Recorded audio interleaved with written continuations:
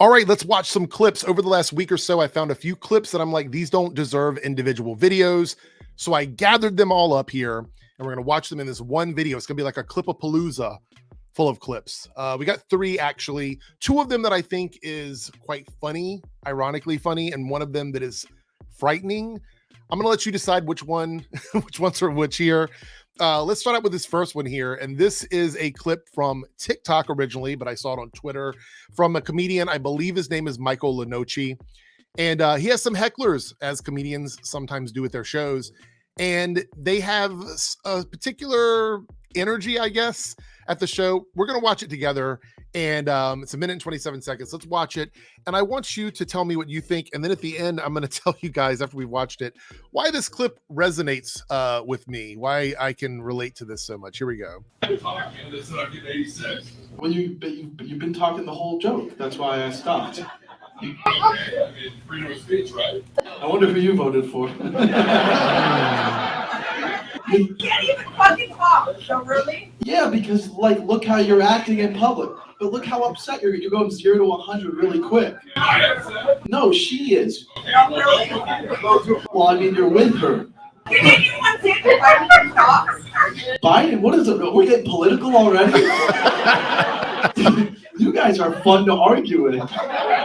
Okay, so right away, I'm going to pause it there for a second. So these 2 people in the audience, it's I guess on a date, maybe they're not together. I don't know. We don't know for sure. Anyway, the guy is upset that the comedian is calling him out because she seems to be quite vocal and loud. She thinks, oh, freedom of speech. Can I not talk during your performance? No, shut the fuck up. Anyway, she's doing it. And then all of a sudden she's like, can anybody understand when Biden talks? And he's like, you know, obviously confused about the whole political thing. So for me, this sounds very similar to conversations that we have online with people. Like I could be arguing about how I don't like something that someone has said, and you'll have someone jump in and go, freedom of speech. And I'm like, where was I talking about freedom of speech? I am allowed to say that I don't like something that someone has said, and that has nothing to do with freedom of speech. But that's typically what happens here. They assume just because you don't like something that they've said, that somehow connects to freedom of speech. You guys came in looking for a fight. What happened? Yep. How many uncles molested you growing up? This is fucking crazy. Guards coming up and saying we can't say. Because have you never been to a comedy show before? Yeah, and we're doing it. This is what we're doing. So we're trying to make it funny, but you guys are very hostile. Okay, so apparently security guards came over to them because I guess they were being loud during the show, and were telling them that they can't just argue with the comedian on stage, that they have to leave if that's what they're going to do. And so they're upset about that because of freedom of speech. It's like, well, you can still be asked to leave if you're disrupting the public. And you can say whatever you want outside of the building. So 2 things here, because I don't want you guys to just assume that I agree with every single thing that happened in this clip. Comedians push the envelope a lot. A lot of times they say stuff that I don't necessarily agree with. And comedy in a lot of ways does push the envelope. Now, here's the thing. I don't know a lot about Michael, the comedian. I really don't know what his shows are about. I saw this one clip, so I'm not speaking to his style of comedy. Clearly, he is not afraid to go straight for the jugular with his jokes. And some people may or may not like that. So if that doesn't work for you, that's fine. I'm not here to defend the comedian Michael. I'm talking more about the people in the audience where he says they came there looking for a fight. And the reason why it resonates so much with me is because I totally understand that statement. Out of everything that he said, all the other extreme stuff, I understand that statement because I could make a video talking about something absolutely gay positive, trans positive, queer positive, something about diversity. And there'll be some people showing up in the comments just looking for a fight. That is the only reason they come here. I don't go to their channels and jump in their comments looking for a fight or anything like that. It's always instigated from people in the comment section that want to come in and start arguing with you. And in this case, he's a comedian. He's performing a show. Obviously, these people probably paid to get into the show, I guess. And then they wanted to argue with him while he was trying to perform. And this is just the entitlement stuff that we talk about a lot when it comes to things like this. This idea that everything has to be catered around the sensibility of one group of people. And that's not always the case. Not everything is for you. Not everything is for me. And we just have to exist in a world that's like that. Because the alternative to that is oppression and fascism and all of these other things that people act like they don't condone, but then, you know, in a lot of ways, give that energy off. You know what I'm saying? Anyway, that's why I thought this clip was interesting. Let me know what you thought about this clip in the comments below. Let's watch the next clip. All right, so this next clip hasn't been getting as much traction as I expected it to. It's a very short clip. It's 30 seconds long. I'm going to read what this tweet says, and then we're going to watch the video, and then we're going to talk about it. It says here, an absolute dismal turnout at the statewide anti-trans Speaker's Corner in Ballarat today. 6 people attended the protest and 14 people watched the live stream. It abruptly ended after this disturbing comment from one speaker. And I want to warn you, this is a pretty gross comment. So let's hear what they have to say. Heard of a man who was 70 or something and got a sex change operation. Give me a break. What a shame he didn't die, hey, on the table. What? Can't I say that? No, no. Sorry. That was, what do you call that? Oh, anyway. So, I don't want anyone to die. God. And then they laugh about it. Okay, so first of all, I believe the signs behind here say stop males from going into our only spaces. Men will never be women. So it's one of these type of events where it's happening. And if you didn't understand what they were saying there, talking about someone dying on an operating table for getting sexual reassignment surgery, which, by the way, a 70-year-old person, what about that is protecting, because it's always about protect children, or what about that is protecting anything or anyone? You're wishing harm on someone who is clearly an adult, who is capable of making their own decisions about their lives, their own decisions about their health care, and you're wishing death on them. And I would go as far to say that I don't think this is something that is unique to this one individual. Yes, they said it out loud, but I would believe that a lot of people in this group probably feel similarly to this person.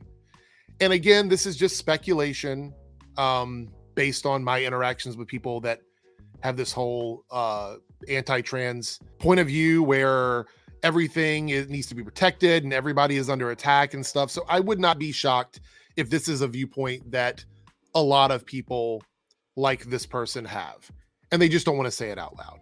But it's good to know that like no one really showed up. And I'm guessing after that comment, a lot of people are probably not going to show up to anything involving this person or this group again. And that's good. All right, let's watch this next clip. The next one I think is hilariously ironic, and it's a good way to sort of palate cleanse from this clip. All right, the final clip we're going to watch today is from our pal HeelVsBabyface, and it's about She-Hulk. It's an older clip, and I think I saw it a while back, but it's the first time it's been shared in a while, and I think it's kind of relevant now to just show you the level of ignorance that this person has when it comes to generally everything in life, but specifically when it comes to trans people. So let's watch this. So she turns up at the wedding and the bride's got a nice rack. That's what I got from this episode. Did that get the episode a point? That's all that he got from the episode, was that like he watched the whole episode and as only noticed that the bride has a nice rack. That's all he got from the episode. Keep that in mind. No. No. Because, right, I'll tell you why. Because I have actually thought this out. I'm not even joking. Because Jamila comes on later and, you know, she's got some goods. Mm-hmm. And I was just like, oh, do I give it a point for Jamilia's jubblies and the bride's jubblies? And I can't give tit points. Oh, how then I'm going to be just giving tit points throughout the season, and it's going to have this. No.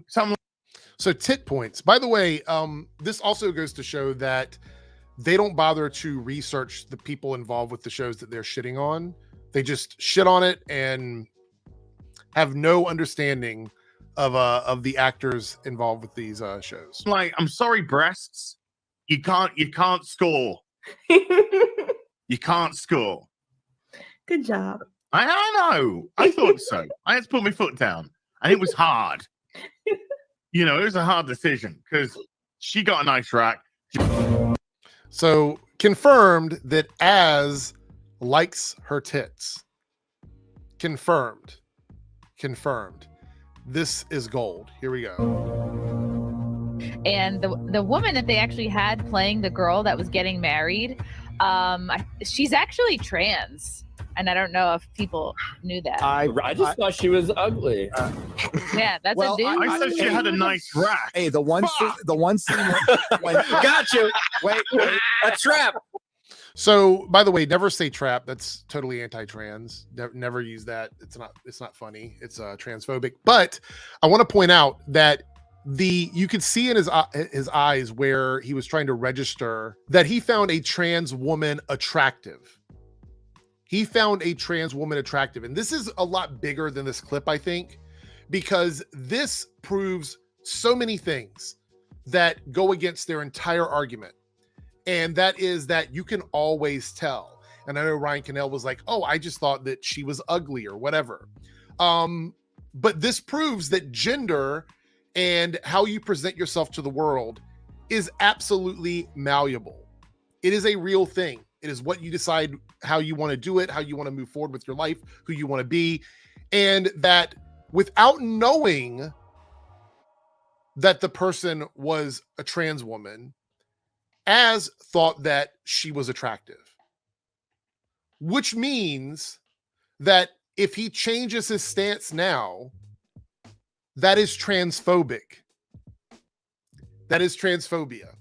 So let's see where he goes with this and what happens here. So when it's a trap. When the two Not a trap. Stop saying women that. started arguing and he jumped out of the window, that was the only scene I could identify with. I identified in with the that so entire much. series. It's like, So I think they're setting up the villain to be an incel, and it's probably one of the dudes she dated.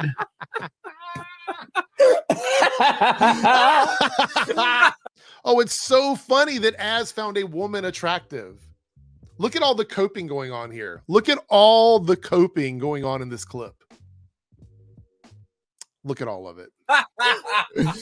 Oh my God. It was so that's why she was so fucking bad. obsessed No, with She-Hulk's actual boobs. This fucking timeline. So he's totally okay with liking a VFX CGI She-Hulk set of tits. That's fine. Like completely fake made up tits, right? Ones that don't even exist in reality. But breast on a trans woman, somehow now he's ashamed that he liked those. Interesting. I do too. Hey, I Az, do you too. didn't fucking jerk off to her, did you? He did. He did. Thought about it. What a disgusting comment. All right. I'm just getting flashbacks to the Ace Ventura. You know, Ace Ventura. Now, here's the thing. Shay Diversity, Shad there in the middle, is one of the people who seems to find all of this gay and trans stuff to be like an agenda going in to destroy modern society. But here, they're having a laugh about it. They're all having a laugh about it. How serious can we take them? How serious can these things be if they think it's funny?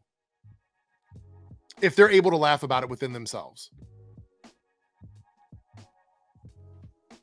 How serious can these issues actually be if they're having a laugh about it?